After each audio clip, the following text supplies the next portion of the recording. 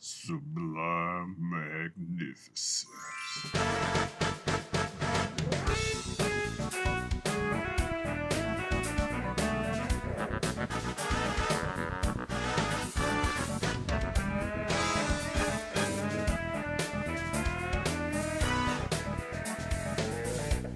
Hey guys, you know who it is, what's going on, when it's happening, where it's at, and why we're here today.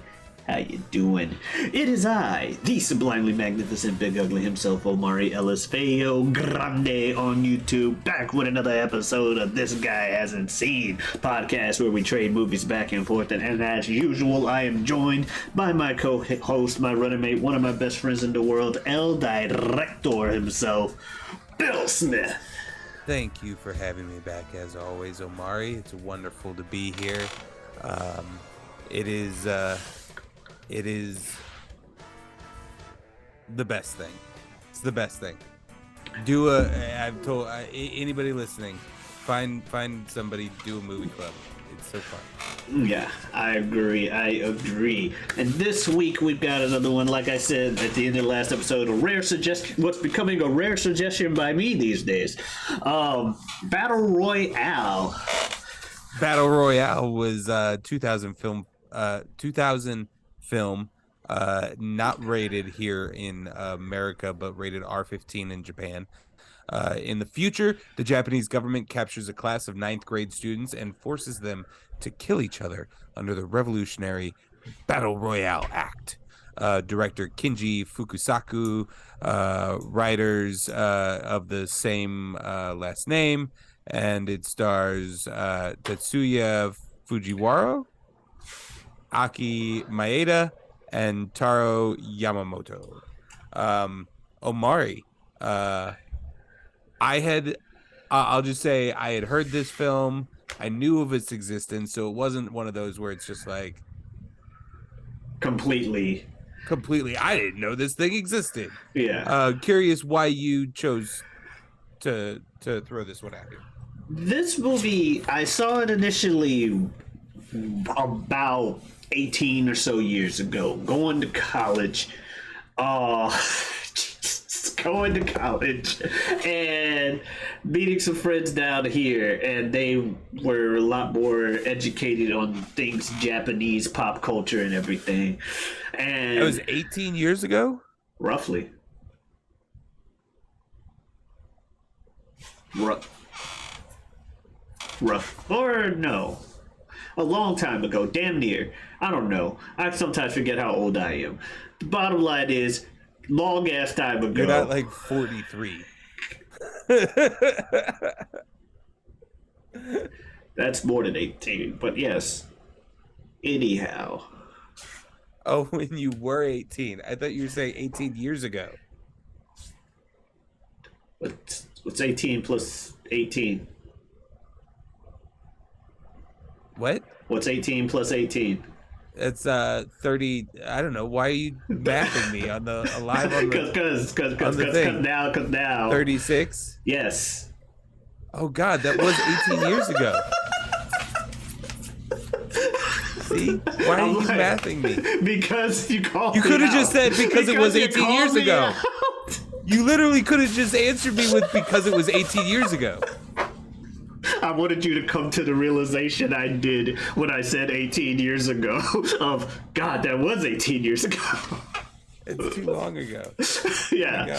Anyway, the tangents, hypotenuse. Yes, but I showed they showed it to me. I remember liking it, like, oh, okay, this is good. You know, it was a solid film back then. Obviously, there's so much stuff recently, or in the years since, your Fortnites and PUBGs are very inspired by this movie, literally called Battle Royale as the genre of game. Hunger Games, I got a lot of vibes. I didn't want to watch the Hunger Games when it first came out because I'm like, oh, this is just America trying to copy off of Battle Royale. No, I don't know which one actually came first, like the Hunger Games novels or Battle Royale. Don't know. Bottom line is, back then, ignorant me, that's what I thought. Eventually, I saw a couple of the Hunger Games films. Recently, Hunger Games what got added to Netflix, the Hunger Games movies, and someone at my job, and by someone I mean a lot of the people in charge, were like, "This is an easy way to not have to touch the TV for a few hours." So for a good solid week, one of the three Hunger Games movies was on at least two of the TVs in the place at any given time. So just Hunger Games, Hunger Games, Hunger Games, and one day that reminded me, Battle Royale.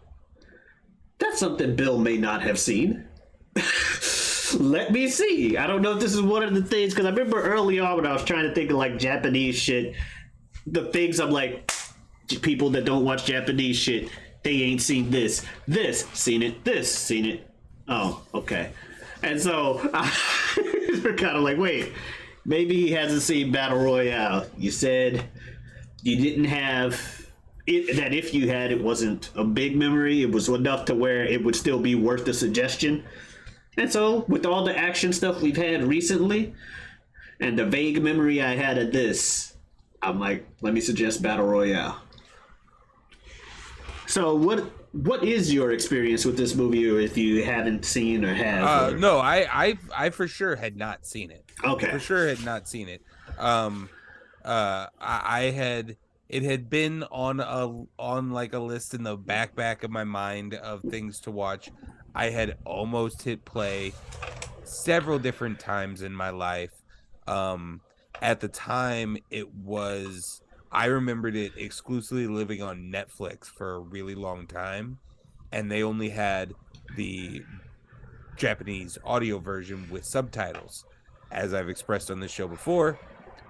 And I know it's not, it doesn't make me sound like a great person. I mean, I literally just had to do slow math. God, that slow math felt like an hour.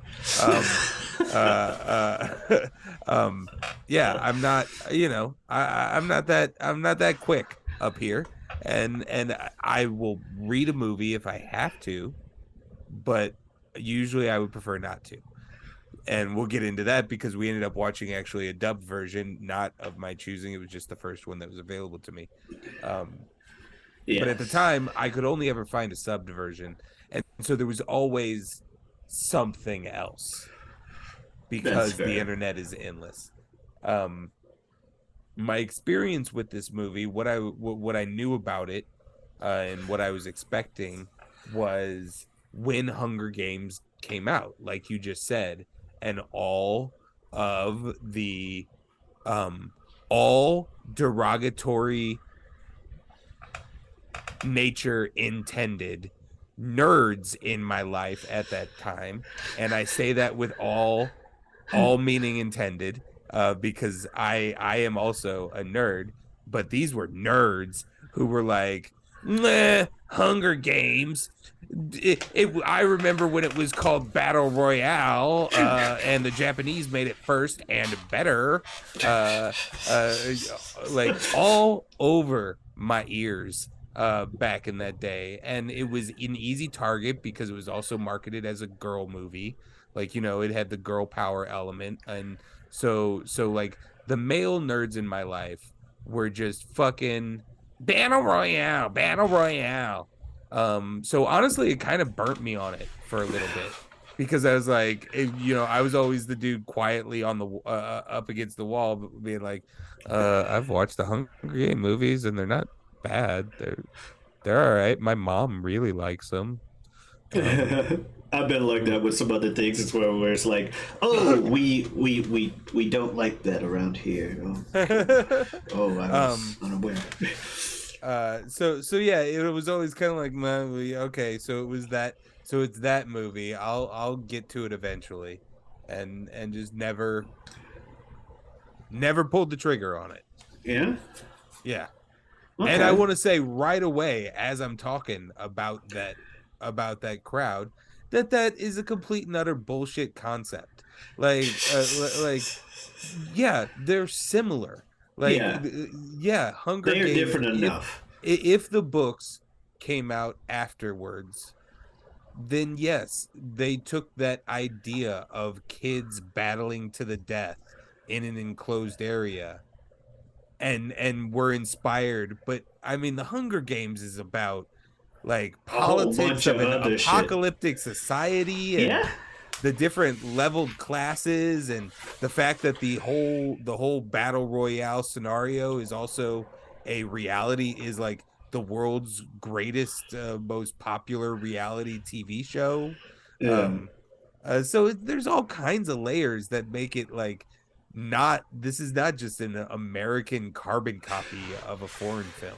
I agree. uh and so I was so annoyed with all of those people back in It's whenever the Hunger Games it came out. it is funny because I've obviously been a nerd for the majority of my life as well. And that's definitely been my take with a lot of things, but I only difference is I didn't tell other people not to like it for the same reason I don't, but I used it as the reason why I wouldn't watch something. But half the time I'd be wrong anyway. Like when I was a kid, I didn't watch Digimon because I thought it was America trying to rip off Pokemon, not realizing that not only did Digimon come first, but it is also Japanese. So just stuff like that. But I didn't tell other people, why you watch Digimon? That's just America ripping off Pokemon. No, I'm just like, I don't watch Digimon. Why? I'll watch the original. Never sounding nearly as cool or even trying to. Just, this is me. But yeah, okay, so that said, we get to the movie. Initial reactions.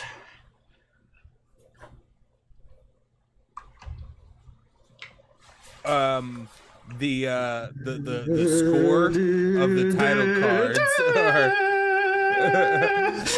is probably one of the first things that stands out to me. Same to me. I put like classical song and open because I don't know the name of that song, but that I actually took a couple of notes during the opening here before I got sucked in.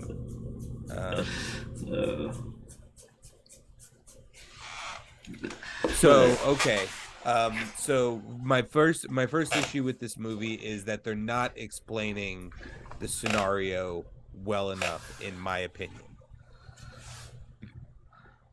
Kids have become bad, so we've created this thing. Okay, sure. How does it help this scenario in any way other than killing 30 kids once a year? And how does that help the scenario? Because none of these 30 kids even knew that this fucking thing was a thing. So it's not even a corrective tool. It's not even like a you better act right or you're gonna end up in battle royale. They don't even know it's a thing. It's like a secret thing. What's the point of this? You were making great points with that because I have to say I'm with you. I had the same questions. Like, what exactly does this like fix? 4 sentences of like kids were going crazy. Adults couldn't take it anymore. They made the battle royale law, and then like a quick scene of what we have to assume is a past winner. Yeah, but there's zero explanation on it. At first, I thought they were just telling us the outcome. Little girl in braces. Yeah, and for like Jen, my wife and I kept looking for the girl in braces, and then eventually I was like, okay, so it just had to have been. It was a past winner to just show us. At least you noticed the braces. My wife did. Technically, I didn't. I thought it was the main character girl. You thought it so too. Okay, yeah. I wasn't alone. I thought so. She's going to survive. I thought right. That yeah. the entire movie. I eventually said that. I was like, so we know she lives through this, and my wife was like, well, she doesn't have braces. The girl had braces, and then I immediately was like, damn, she did have braces. Pretty much me, as you said. I'm like, yeah. And I don't, and immediately I was like, I don't think any girl in that classroom had braces. So yeah, that opening, not enough for me. I need to see a little bit of chaos, and I feel like they need to do a little bit better explaining how this helps whatever they're trying to do. Other than randomly killing 30 kids for one dude's enjoyment. The dude that got stabbed in the hallway. Like, now, to be fair, the kids were pretty fucking bad. Like, they do try to show you an example of just, hey, cut your leg for no reason. Yeah, that was so fucked up and random. But they weren't that bad. I mean, maybe it was bad by Japanese standards. Like, that was literally the one. Like, it was just like, I mean, Omari, like, my only guess is that it was goes more on in our schools. My only guess is that was more rampant. Like, straight up attacking teachers. They're not going to class. Like, we saw, what's her name? We saw our actual, like, you know, main character, Nagawada, I wrote it down. Oh, Noriko, she comes to class and she's literally the only student that came to class that day to try to actually learn something, and the teacher sitting in the teacher, Mr. Kitano's just sitting in an empty room. So my only guess is the kids are just coming to school, and the second he leaves the class, he gets stabbed in the leg. So my only guess is they're trying to be like, the kids ain't even coming to school to do classes. They're just coming to attack the teachers in the hallway and just straight up murder them like it's no problem. But then they turn around, and that dude's like the BFF of the main male character, and they want you to feel sorry for him. And I'm like...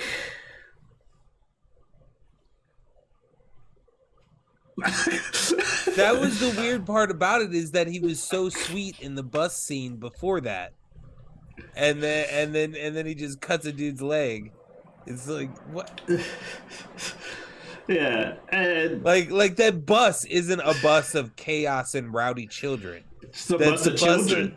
That's just a bus of cute little kids, like that are just turning around to look and just see military on the side of the road.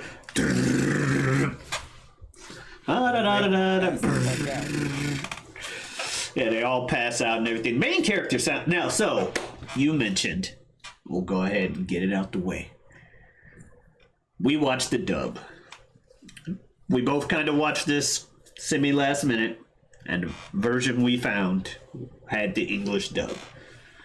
The main character's actor for this movie in the English dub sounded like he was bored 24/7 and just not really trying. It wasn't great. In the Japanese future, the Japanese government captures a class of 9th grade students and forces them to kill each other under the Revolutionary Battle Royale Act. I don't know. I was trying to read it as bad as he was reading it. Yeah. Dad, I came home and Dad hanged himself. So. You just got the go shoot your goal, and I'm like, dude, your dad hung himself? Like, there was crazy subject matter, but he was not like the dude coming home and his dad's just hung himself with a note to him. It's like, and why did he pull his pants down?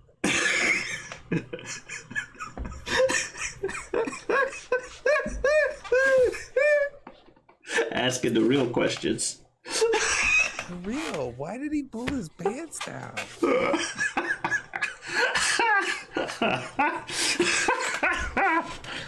He didn't even hang himself with the belt.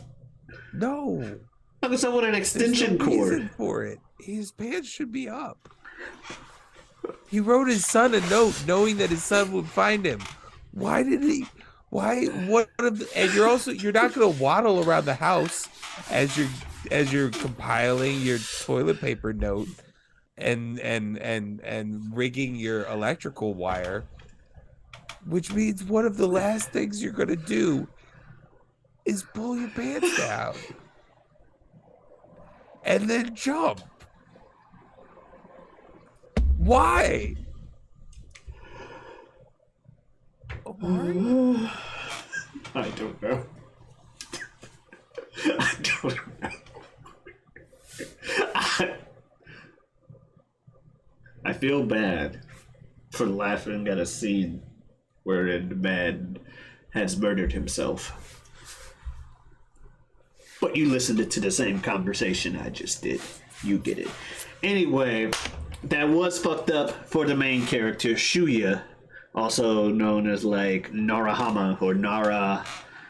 Yeah, and you know what's fucked up also for the main character. Immediately that teacher gets his comeuppance with that little boy that stabbed him that we're supposed to think is adorable in the bus scene. True. And fucking that we learn that the collars are real, and and that entire scene with the like I feel like that's one of the small running themes in some of our movies, is like an instructional video to our hero or something like that. A tutorial video. This is but yeah, that whole thing is dude just straight. And Kitano, the teacher, I liked him when he came in and had like the angry speech. Just I'm like, nah, he's a villain. I like him as a villain. Angry teacher, man. Like, I'm fed up with your shit. So now we're doing this. Y'all want to fuck around? This is what happens. And at first it's everything's cool. Then randomly, fucking Fujiyoshi apparently was the girl's name. She's like, you can't do this. Stop it. He just bam shoots her right in the face. This shit's real. Nobu, like you said, because someone has to be an example that. So for those of you, like we said, premise of the movie: kids bad. They gotta kill each other on an island. Only one kid can survive. There's danger zones, and you're all wearing these explosive collars that will kill you if you break the rules. Pretty much, exactly. And whenever there's an explosive collar, there's always got to be somebody that has to be an example that yes, the explosive collars are explosive. And this so happens to be the BFF of our main character. His name is like Kuninobu, and he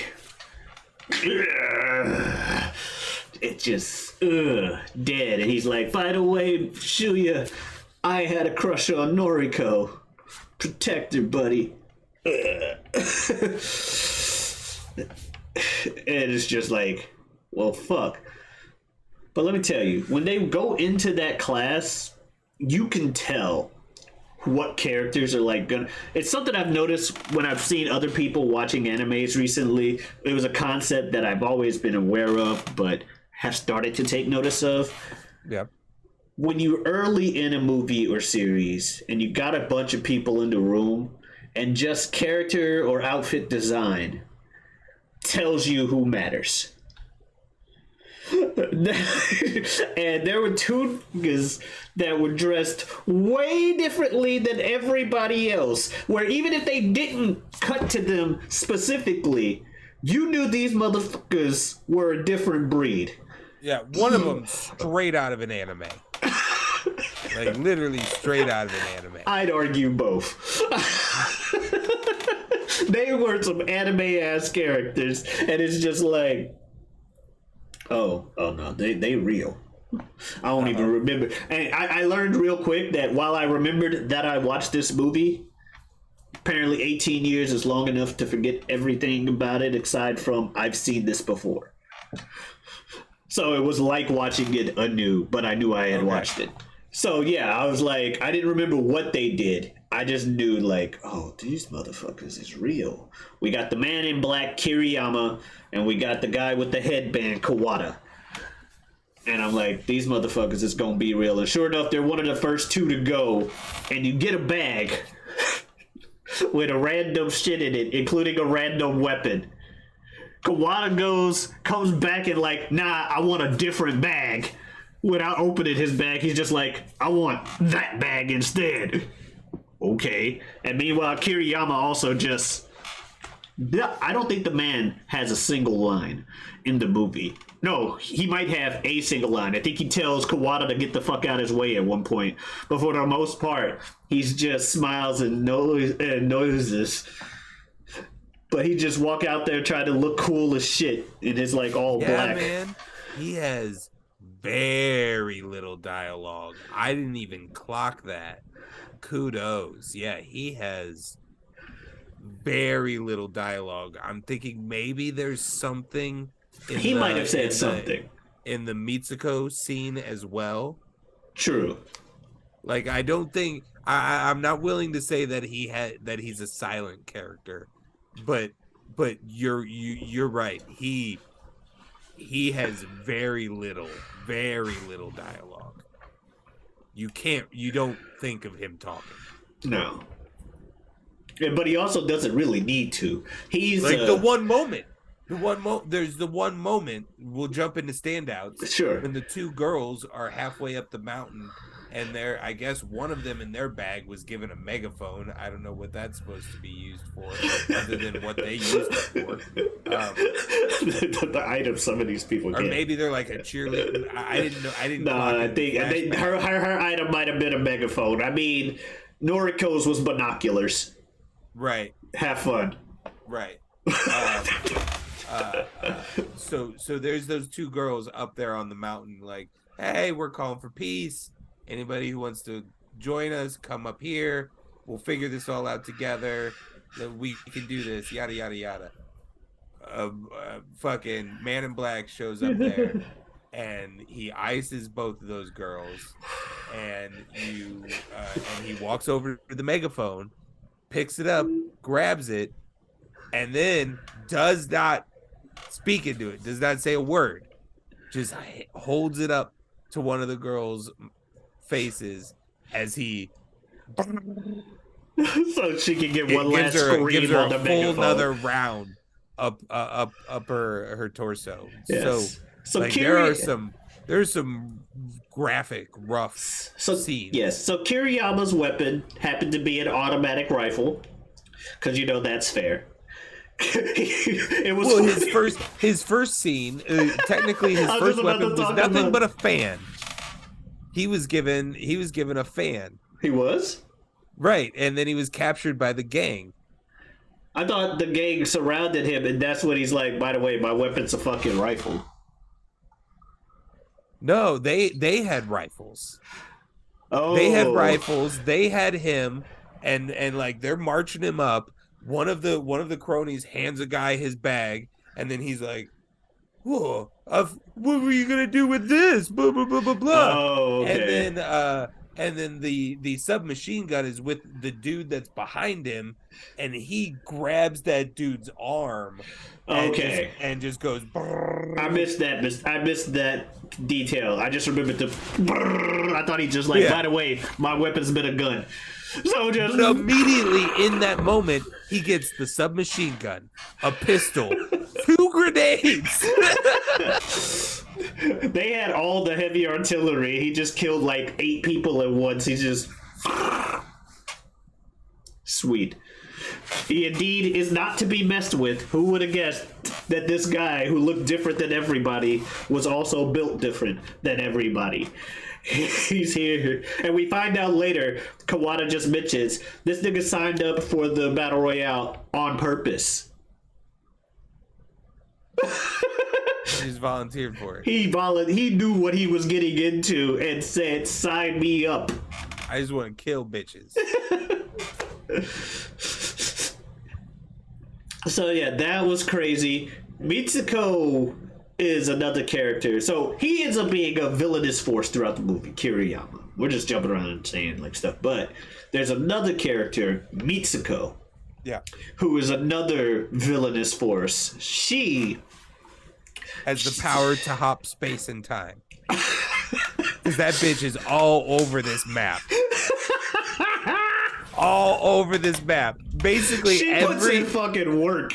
Basically, at the end of every single scene, we're like on a group of characters that we know, and they're having a moment, and then the camera turns 30 feet, and there's Mitsuko. Like, hi, die, motherfucker! Boom, boom. Yeah, because when we first see her, she's just got a sickle, and another girl has a gun. And she's like, oh, you got a sickle. I guess you can't do shit with that. One of the few characters that we've actually spent some time with, the pigtail girl, is our female main character's best buddy. Yeah. And she's like, I got a gun, but you got the thing. And Mitsuko kills her, takes the gun, and it's like when she does flip the switch on her at first, like the first girl in the barn. Oh no, that's right, because she's like, "How you doing? What do you got? I got this." Ha ha ha ha. Oh yeah, she's got the stun gun. She's Yeah, got the the stun electrical gun. thing. The stun gun. The chick with the gun was confronting her about the stun gun girl. Because at first they were cool, and then Michiko's just like, "By the way, I'm evil." Wait, what? And now I got a sickle and a stun gun. Let's go. And then she really shows she's evil when she gets confronted about killing her by the girl with the gun, and she like fakes being innocent, like, "Oh, don't hurt me! Stop faking!" And meanwhile, I'm like, pull the trigger then. You clearly don't believe any of this shit, and you shouldn't. But you're just walking at her with the gun. I mean, these are kids that don't kill, Omari. They don't kill. Most of these kids do not want to do this. But you know who does? And lo and behold, she kills Turns her out husband. this is the moment that she's been waiting her whole life for. Yeah, because she was unpopular, and now the popular bitches gotta pay. and especially since survival's on the line.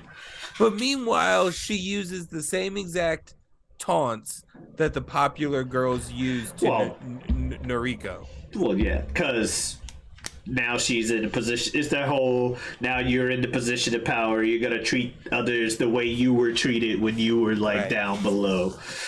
Because she's like, "Die ugly," which the kids said to her all the time. The popular girls that she had already killed. Yeah, we're saying to Noriko. Nanahara. I don't know if we've talked about him. Nanahara, is that the main character? That's our main male character. Yeah, Shuya Nanahara. Man, he gets fucked up.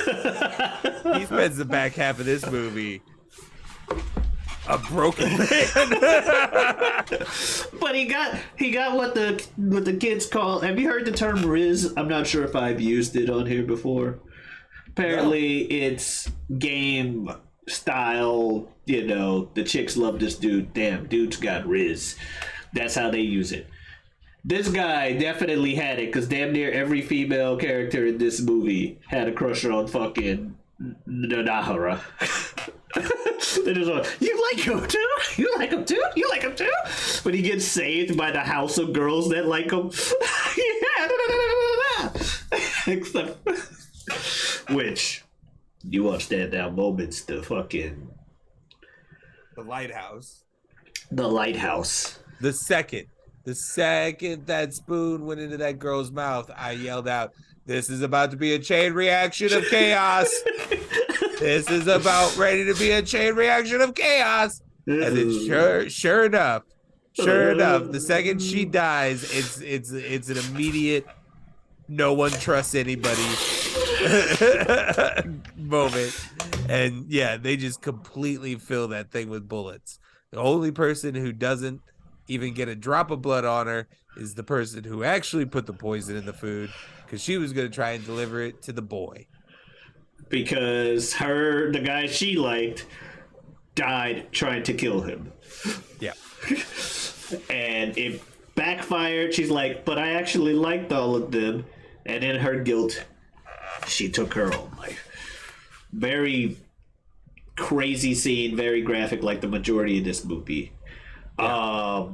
I thought it was funny when I forget which one. Or were they saying? Let's cut back a second. And you know, hit me up.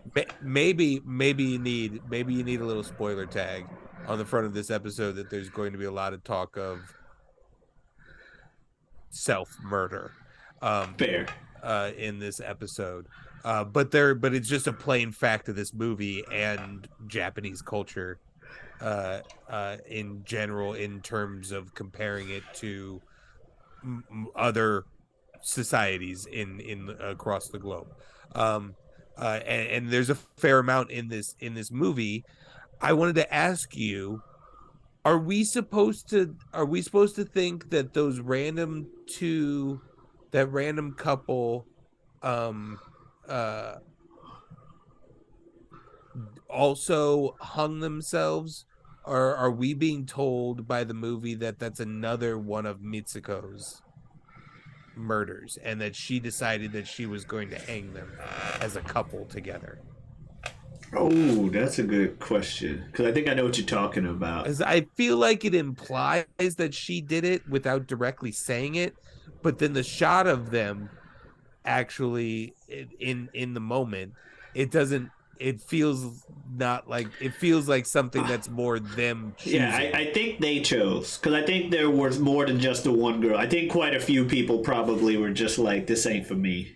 Because there's the pair that jump from the cliff, but then yeah, at some point mid thing, like I don't remember if it's right before we see Mitsuko run into Noriko's friend with the pigtails who takes the pictures. I want to say it's like right before that or right after that. Like she's maybe killing her, and she's telling her that she's already killed those other two. Oh, and then we have the shot of the two of them hanging. Okay, yeah, no, that probably was her. She's not a happy person. I think that's what the movie was saying. I would have to go rewatch I mean, it. she later killed some other dudes too. With one of the things where they're just like, by the way, while all this other plot was happening, Mitsuko decided to kill two dudes who. Right? Why are those dudes naked, Mitsuko? Why did it look like you were putting things back on? Man, she got them to drop their guard. There's a lot of context, and then she murdered them. Context in this, yes. Yeah, no, she was on a mission to kill, and she was succeeding for a lot of this. I did think it was funny when Chigusa, who was another associate, the jogger, got had that one dude coming on to her too much, and she stabbed him in the dick. He deserved it. He got like dick, heart. Yeah. Which is not a bad combo. No, not at all. He deserved it because he was coming on a little too strong. A little too strong? Well, you know what I mean. I don't want to use the hard words, but I said he deserved it. I agree he deserved to be stabbed in the dick and the heart. He came on really harsh. He tried to kill her and rape her. That too. Yes. But the bottom line is, yes, he deservingly got stabbed in the dick. But I did think it was funny because, like you were saying, we see this and then immediately, surprise, it's Mitsuko. Right. I think that was the moment where I was like, how is this bitch getting around this map? She was putting in work. So was Kiriyama, though. Her and Kiriyama just showing up everywhere, just murdering people. Kiriyama with his fucking automatic weapons, and then the people he killed just kept making him even better, even though they didn't have things. Like when he shot the dude, and it turns out the dude had a bulletproof vest. But you know the guy is fucked when he's like, "Hayata, I saved it, I did it," and then it starts padding up. I'm like, well, you already know he's dead. And then you see Kiriyama standing there anyway. Well, yep, he's dead. And then this motherfucker busts out the katana in a Japanese movie. Guy's dead. Guy's beyond dead. It is not gonna be pretty. And sure enough, dude cuts off his head, puts on his bulletproof vest, and then shoves a grenade in his mouth and throws the head into the building at the main characters. It's like, Jesus Christ. So that was a thing. But yes, I'm like, Kiriyama's got a katana, so naturally in this particular scene he's more dangerous than he was with the machine gun, because Japan. And I'm perfectly fine with that, because I want to stand out the little courier boy, as we're talking about map runners. The little courier boy who seems to be running around to all of our different groups with the tracker. The guy with the tracker. He made the most use out of that thing. He's like, I got a tracker. I ain't trying to fight people. I'm just trying to... Simply trying to run to the girl that he wants to confess his love to. Only. Unfortunately, he did not make that clear as he was approaching her. And she murders him. Only to be like... Fills him with bullets. Only to be like, in a movie, I love you too. In a movie where about 20% of the shots actually land on somebody, maybe even less, this girl puts like 6 rounds into this boy. Yeah, Sugimura getting shot by Kotohiki. Yeah, Kotohiki kills Sugimura, and then, of course, right on cue, it's like, you had your emotional scene. Here's Mitsuko. But then this time she got hoisted on her own game. Yeah. Because she did her Mitsuko thing, and then the second she was done, old boy in black did his thing. And he's like, oh, you're here? Yeah, we get her backstory right after that, where it's like, hey, she learned to kill when she was a kid because pedophiles exist. Which, again, good shit. Killed the pedophile. But then she dies because but I also don't necessarily need my villain to be humanized all the time. No, I also agree. So I felt like I don't know, in that moment, although obviously kill pedophiles. I don't think I needed it there. I kind of just wanted her to be evil for evil's sake. In that moment, kind of like the female counterpart of old boy who shows up. Yeah, but he's evil for evil's sake. Right, but why can't they both be? I agree. But he does win. I kind of would have been fine with whoever came out of that on top and being like the villain. Yeah, I thought it would be Mitsuko because they were focusing on her so much. I was convinced. I was yelling, Omari. I was yelling in my living room, electric water, electric water, electric water. It got so close. I was like, yes, she's backing up. As the fight started, I was like, oh, they're going the wrong way. No, they gotta work their way the other direction because that's where the water pool is. They got to start going the other way. And it looks like she's losing pretty bad. And then finally she starts making it. And I'm like, oh, yes. All right, here it comes. All right, she's inching her way there. No, she's just dead. Okay. Yeah, pretty much. I'm like, it's going to happen. She's going to come back. When she woke up, I was like, and this is how she... Oh. Kind of wish she would have killed him. I'm cool with him winning. But I kind of wish it would have been the other way around. But yeah, then we get our smart dudes who are just like, we're hackermans. I know how to not talk about the thing. Forgot about those guys. I know how to not talk about the microphone. I'm gonna hack into the system, disable the zones. We're gonna blow up those motherfuckers and get out of here. They have their own mission. This entire movie, little side mission, collect and gather stuff. But it's getting close to the end, so you know Kiriyama's got to show up and murder all of them. Then they succeed in hacking the thing. What's the opposite of a Deus Machina? Diablo's Ex Machina? I don't know. But pretty much like a plot device that just shows up to destroy everything. I know what you're talking about. To make your plot easier. But yeah, it's. Their thing is pretty cool. The only thing I was disappointed in is when old boy finally decides to blow up the van, or he decides he's got to blow up the van because they're all dead. They're all shot up now. Yeah. And it's not that impressive of an explosion. I was like, bro, that wasn't gonna. It was kind of like oh, you guys weren't real. I don't really need to care about you that you wouldn't have actually done anything. You would have driven that van up against a cement building. It would have exploded, caught fire. They would have put it out and killed you. Pretty much. But yeah, they died. I guess you could call it an angel of death. Yeah. It's just it's kind of his purpose. Yeah, you've been visited by the angel of death. Time for you to die. It's kind of both of them in this movie, and then when the numbers get small enough, They take each other out. They have to they have to end up finding each other at some point. Pretty much. And then you have, so it turns out the other guy who stood out in the classroom won the game before, but he's back now for reasons. Seems like vengeance, also doesn't. Because he's playing the fucking war vet role the whole time.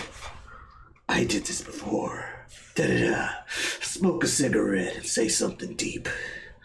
The running joke about his dad. The running gag about his dad. His dad did a lot of things.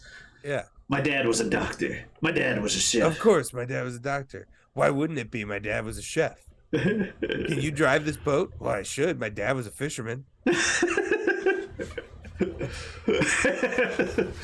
His dad did a lot of things. Man of many hats.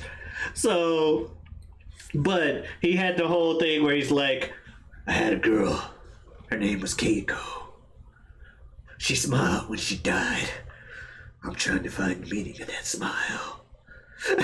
And I'm like, why is he talking like some grizzled? Well, I guess you would be if you were the sole survivor of this. Been to war. You are a war vet, but he sounds like he's 20 years older than he is, and he's acting like it.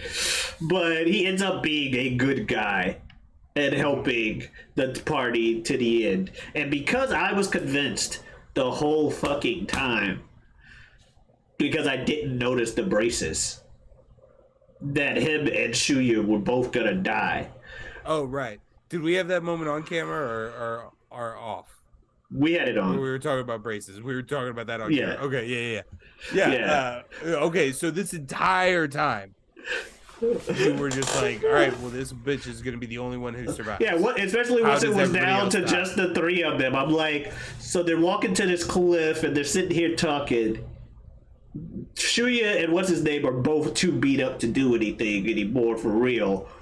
They're gonna die. They're gonna decide to die for her or some shit, and we're gonna be good. Or they're gonna be sneaking out in the back of the truck that girl's coming out in at the beginning of the movie. They're like in the back of it, like, surprise, motherfuckers. None of that. He pulls a gun on them, but it turns out, haha, fool you, hoax. We didn't actually kill each other. I knew how to disable these things and told literally no one else on the island except for these two. we could have found a way to revolt and we put our stuff together. But nah. I'm just doing this. Probably. And then we're gonna revolt anyway, but just the three of us against the teacher, who he pulls out a gun and threatens them, but as they shoot him, it's a fucking water gun, which, okay, sure. I did like the way he went out, though, with the phone ringing. Just calling his unloving family, which he doesn't give them a reason to, but you get my point. But clearly he's not happy at home, and he's just like, so I'm not coming home tonight. Yeah, whatever, fuck you, bitch. Dies. I'm like, okay, sure.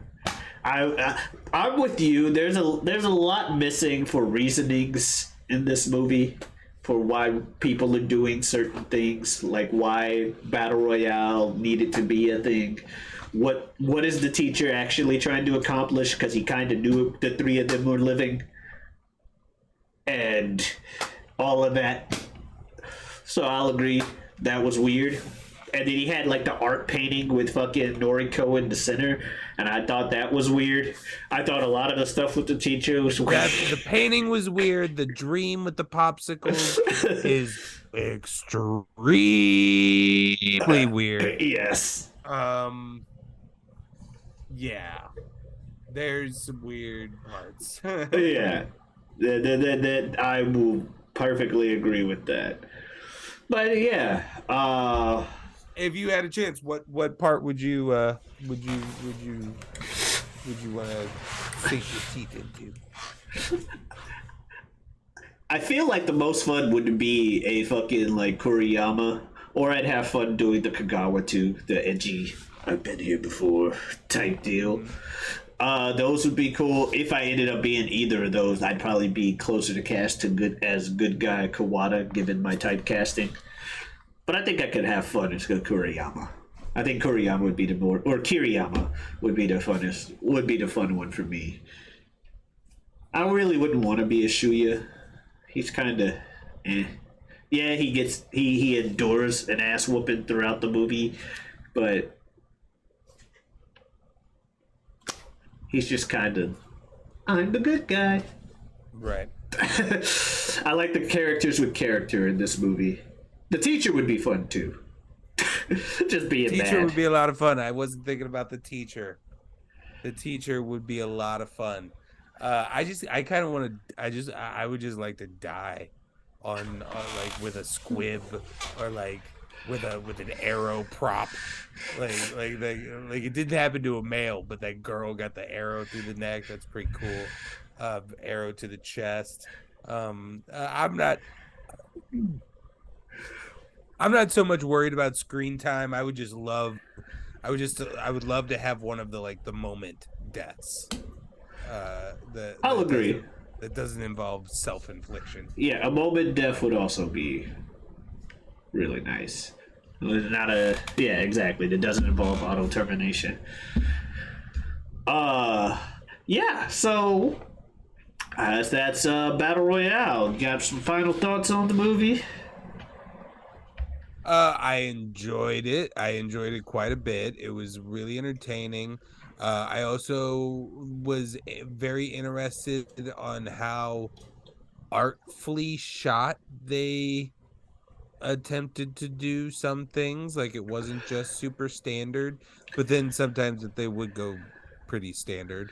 Um, but then like that popsicle scene, although it's super weird, is shot very interestingly.